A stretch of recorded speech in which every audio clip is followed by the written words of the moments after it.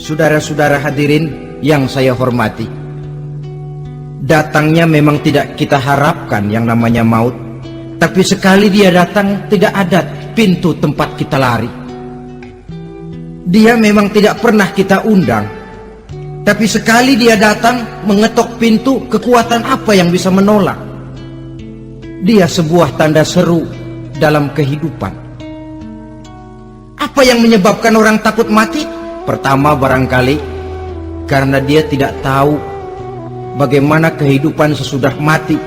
Alam kubur gelap, alam akhirat gelap, sehingga dia bingung. Lantaran bingung lalu jadi takut. Yang kedua, boleh jadi oleh bayangan-bayangan dosa yang pernah dia kerjakan di dunia ini. Kerjanya cuma menumpuk dosa.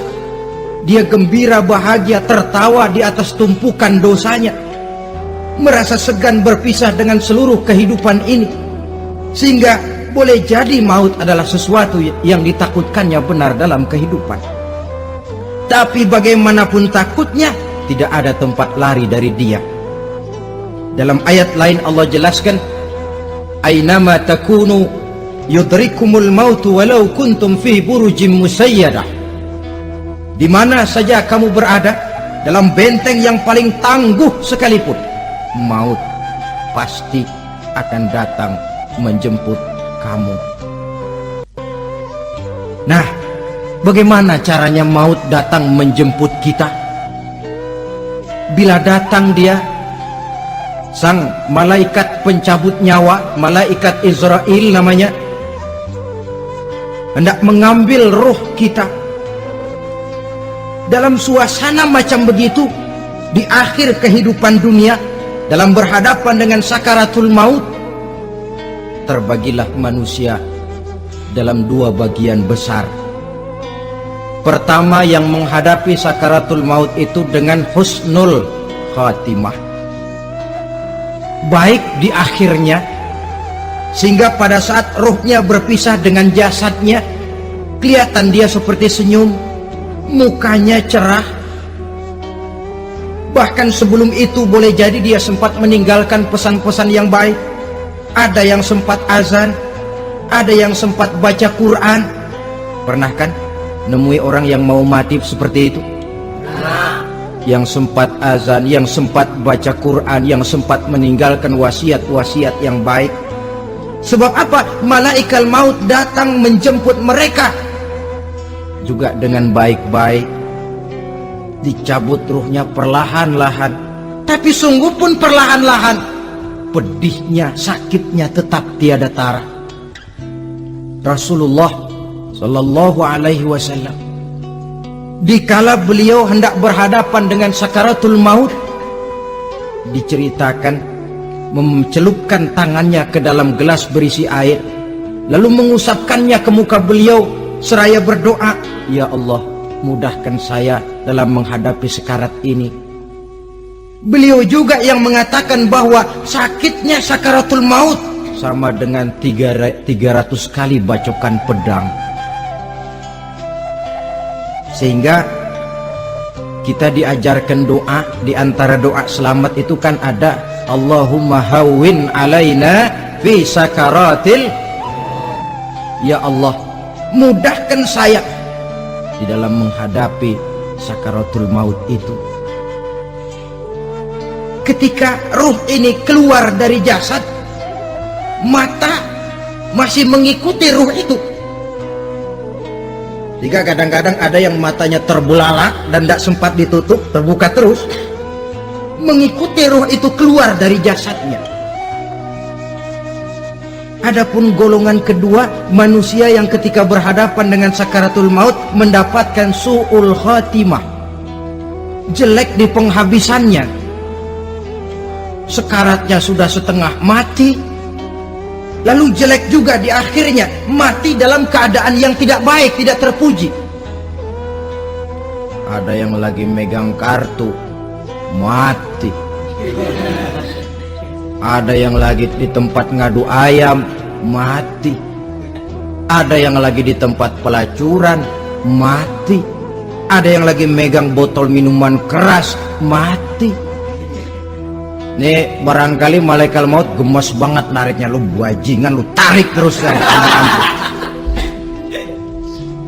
Mati su'ul khatimah. Makanya bagus itu. Kadang-kadang di majelis-majelis taklim kan sering dibaca, ya Allah biha, ya Allah biha, ya Allah bihusnil khatimah. Kan ada itu? Ada enggak? Saudara hadirin, mohon agar oleh Allah kita diberikan husnul khatimah, baik di saat ruh akan berpisah dengan jasad. Ini sesuatu yang pasti. Sang malaikat maut datang menjemput nyawa. Setelah ruh berpisah dari badan, maka tinggallah sang badan, ditangisi oleh semua yang kita tinggalkan. Sehingga kepada putrinya Fatimah, ketika malaikat maut datang hendak menjemput baginda Nabi, beliau berkata kepada anaknya, Fatimah, kamu tahu siapa yang datang? Saya tidak tahu, Bapak. Yang datang hadimul lazat. Itu dia yang menghancurkan seluruh kesenangan dunia. Wa qati'us syahwat, yang memisahkan kita dengan seluruh yang kita cintai. Dia malaikat maut, Pak.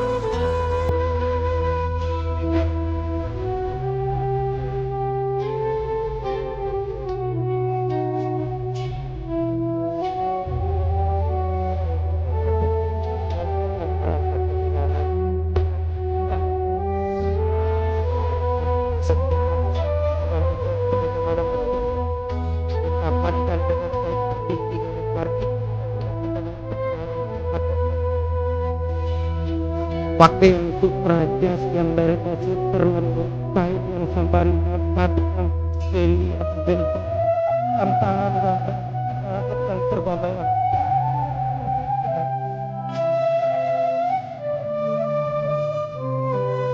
Demi setelah dikafankan, dibujurkan kita menghadap ke arah kiblat, orang banyak pun datang menyolatkan kita dengan 4 takbir, diiringi dengan doa. Lalu upacara pelepasan, berangkat kita meninggalkan anak, istri, suami, kampung halaman, tanah air, bahkan alam dunia ini. Selamat tinggal alam dan seluruh isinya. Tinggallah yang tinggal. Saya akan kembali ke tempat asal dari mana saya datang, untuk kembali mempertanggungjawabkan seluruh perbuatan saya dalam kehidupan ini. Manakala upacara pelepasan selesailah sudah, dimasukkan kita ke keranda jenazah, digotong orang, bismillah wa ala millati rasulillah, dibawa ke tempat peristirahatan terakhir katanya.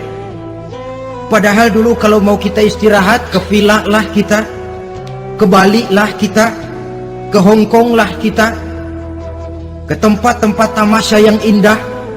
Oh, rupanya akan sampai juga perjalanan menuju tempat peristirahatan terakhir yang luasnya tidak akan lebih dari 2 kali 1 meter. Diusung orang kita, diantarkan orang banyak. Manakala sampai ke atas liang lahat, pengusung jenazah dibuka, diturunkan kita ke liang lahat, dibaringkan. Gumpalan tanah akan jadi bantal kita. Muka dibuka, dihadapkan ke arah kiblat.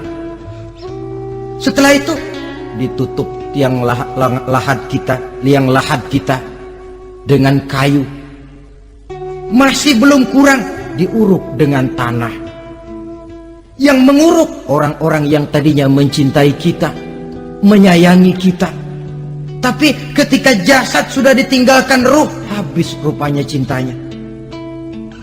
Coba jasad kalau sudah ditinggalkan ruh, 3 hari aja di rumah serem. Ya mayit, siapa yang betah nemenin mayit? Lalu bila upacara pemakaman selesai, maka berusahalah semuanya. Para pengantar akan kembali ke rumahnya masing-masing. Maka masuk kita ke alam kehidupan, yaitu yang disebut alam barzakh atau alam kubur. Apa selesai hidup sampai di situ? Tidak. Hanya beberapa langkah setelah yang mengantar kita pulang. Diriwayatkan dalam hadis Bukhari dan Muslim, bila seseorang sudah diletakkan di kuburnya, lalu yang mengantar kembali pulang, maka roh si mayit akan dapat mendengar bunyi terompah orang yang pulang itu. Bunyi terompahnya terdengar. Datang dua malaikat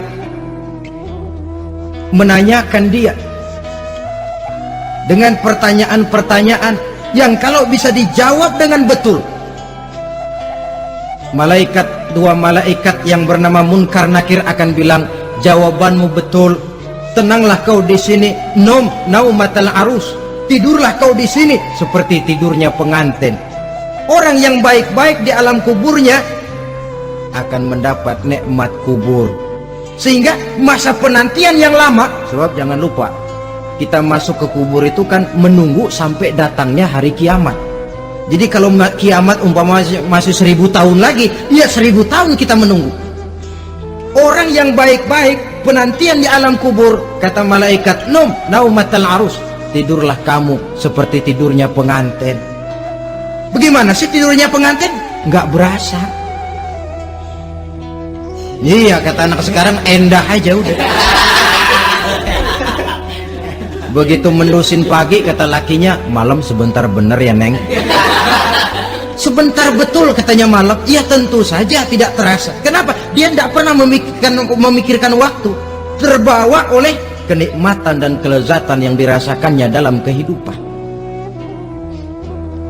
Tapi orang kafir, orang yang dosanya bertumpuk, tidak sanggup menjawab pertanyaan dua orang malaikat, maka dia akan mendapat azab di alam kuburnya terus menerus siang dan malam sampai datangnya hari kiamat. Ibarat maling ayam ketangkep, belum masuk pengadilan udah digebugin duluan. Kan begitu kan? Ada maling ayam nggak di sini? Nah, itu yang nyaut tadi pengalaman itu. Di sidang belum divonis, belum digebukin babak belur. Saudara hadirin, maka alam kubur bisa merupakan raudhatun min riyadil jannah, taman di antara taman-taman surga, pun juga bisa merupakan hufratun min hufarin niran, menjadi liang daripada neraka. Ada lagi riwayat yang dari Imam Muslim yang diperoleh dari Zaid bin Sabit.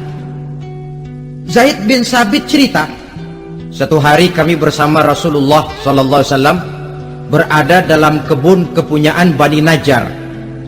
Rasulullah sedang duduk di atas keledai. Tiba-tiba entah bagaimana itu keledai terkejut, kaget, berontak, hampir Rasulullah jatuh. Rasulullah kemudian bertanya, rupanya di kebun itu ada kuburan tua, 5 atau 4 kuburan. Rasulullah lalu bertanya, saudara-saudara, ada yang tahu nggak ini kuburan siapa? Nggak ada ya Rasulullah. Memang kenapa? Ini penghuni kuburnya lagi disiksa oleh Allah. Andai kata boleh saya mohon kepada Allah supaya kamu dengar seperti yang saya dengar, andai kata saja kamu kuat mendengarnya, saya pasti akan berdoa. Tapi sayang, saya yakin kamu pasti tidak akan kuat mendengar mereka mendapat azab di kuburnya. Hadis sahih riwayat Imam Muslim dari Zaid bin Sabit. Kehidupan di alam barzakh. Pak, iya kalau yang matinya dikuburin. Lah kalau yang matinya diceburin ke laut, dibakar, di medan perang hilang gak ketahuan kemana jenazahnya. Saudara, hilang kek, dikubur kek, di dalam lautan direndam kek, itu kan cuma logika kita. Menurut Allah tidak ada perbedaan orang mati dikubur di dasar lautan atau dibakar sampai jadi abu atau gugur di medan perang tidak ketemu jenazahnya. Entah mereka tetap masuk ke alam barzakh namanya. Jasad boleh hancur, tapi roh sebagai sumber kehidupan, pusat kesadaran dan pengertian, dia tetap ada, mengalami kebahagiaan dan kegembiraan atau mengalami kepedihan dan penderitaan, bergantung kepada amalan yang kita lakukan dalam kehidupan di dunia ini.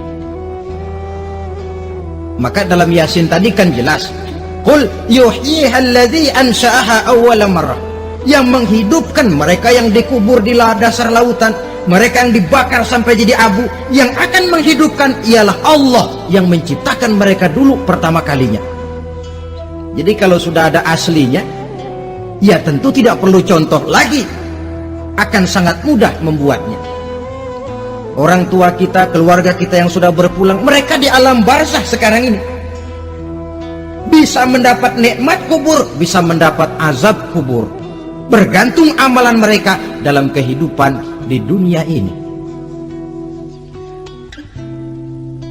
Dalam Musnad Imam Ahmad dan Sahih Abi Hatim malah ada tambahan riwayat, orang yang banyak kebajikannya di dunia, amalannya akan datang menemani dia. Sholatnya dekat kepalanya, puasa sebelah kanan, zakat sebelah kiri, menghibur dia. Malahan dikatakan berbentuk orang yang cantik menemani dia di alam kuburnya. Aneh, dia tanya, man anta lam ara fid dunya ajmal minka, siapa kamu? Di dunia ini belum pernah saya melihat orang secantik kamu. Dia jawab, ana amaluka soleh, saya adalah amalmu yang soleh yang kau kerjakan waktu di dunia. Saya sekarang diperintahkan untuk menemani kamu di sini. Alhamdulillah. Sedangkan amalnya yang jahat akan datang dalam bentuk yang menyeramkan menemani dia di sana. Bayangin deh, di kuburan ditemenin yang serem-serem. Sama juga di dunia.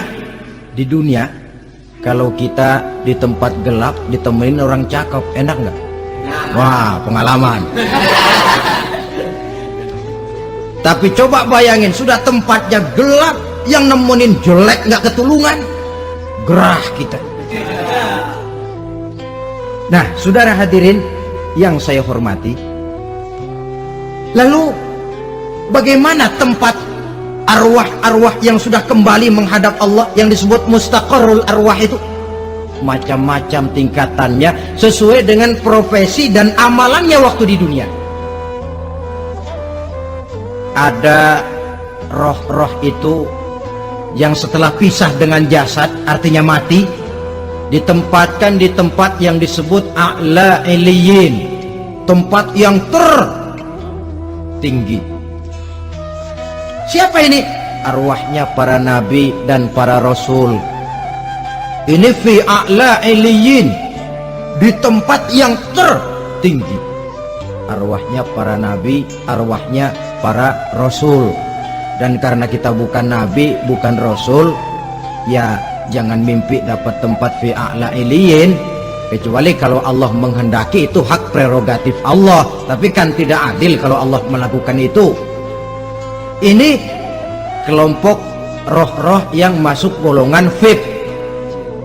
Wah, the first class. Para nabi, para rasul. Lalu ada pula roh-roh itu yang setelah pisah dengan jasadnya diumpamakan seperti burung-burung hijau yang berterbangan di perkebun-kebunan surga. Roh siapa mereka ini? Rohnya para syuhada, orang-orang yang mati syahid gugur membela agama. Nah, ini bedanya orang mati syahid dengan pahlawan, ya. Apa bedanya syuhada dengan pahlawan? Kalau syuhada, orang yang gugur membela agama, niatnya karena Allah, mati syahid. Kalau pahlawan, orang yang gugur membela negara, orang yang dianggap berjasa kepada pemerintah. Klimaksnya, kalau orang mati syahid jelas surga, tapi pahlawan belum tentu surga. Kenapa? Bergantung kepada negara macam apa yang dibelanya dan pemerintah model mana yang dibelanya. Di negara-negara komunis misalnya, banyak nggak pahlawan? Dengan sekian tanda jasa yang mati di medan perang dan sebagainya. Kira-kira pahlawan komunis masuk surga nggak? Ya, kalau pahlawan komunis masuk surga, kita nggak kebagian kapling di surga barangkali. Inilah bedanya pahlawan dengan orang mati syahid. Kemudian ada pula roh itu yang tertahan di pintu surga. Tertahan di pintu surga. Ini seperti tadi, orang yang mati syahid tapi masih ada kaitan di dunia. Rasulullah pernah ditanya orang, ya Rasul, kalau saya maju ke medan perang bela agama, mati syahid, apa saya masuk surga? Iya, masuk surga. Kecuali kata Nabi, kalau masih punya utang. Nah, tertahan di pintu surga. Ada pula roh itu yang tertahan di alam kuburnya. Ini umumnya seperti tadi itu. Ada mempunyai dosa, mempunyai kesalahan, sehingga merasakan azab kubur. Ada juga roh itu yang tertahan di permukaan bumi. Mereka yang dalam hidup selalu menumpuk dosa-dosa yang besar, meninggal sebelum keburu untuk bertaubat. Saudara hadirin yang saya hormati, inilah yang kita khawatirkan. Sebab jikalau pada saat roh sudah datang, jikalau saatnya roh datang berpisah dengan jasad, menemukan sakaratul maut, saat itu taubat sudah tidak akan ada gunanya lagi. Masuk ke alam kubur, mendapat azab kubur sampai datangnya hari kiamat. Berapa lama di alam kubur ini? Menunggulah kita sampai datang saatnya kiamat. Nah, saudara-saudara, apa tanda-tanda hari kiamat? Kapan dia akan datang? Bagaimana hal ihwal manusia pada saat terjadi kiamat? Bagaimana alam ini? Bagaimana perhitungan di padang mahsyar?